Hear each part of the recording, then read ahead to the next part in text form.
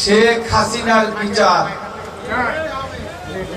এই শেখ হাসিনা আওয়ামী লীগ, যে আওয়ামী লীগ অত্যাচার করেছে এই 15 বছর, এই শেখ আওয়ামী লীগের যিনি প্রধান, যিনি আমাদের ইলিয়াসকে খুন করেছে, গুম করেছে, চৌধুরী আলমকে গুম করেছে এবং এই 15 বছর বিএনপি নেতা কর্মীকে হত্যা করেছে এবং এই 5 আগস্টের আগে যে সমস্ত ছাত্র ছাত্রীকে হত্যা করেছে তাদের বিচার এই বাংলাদেশের মাটিতে হবে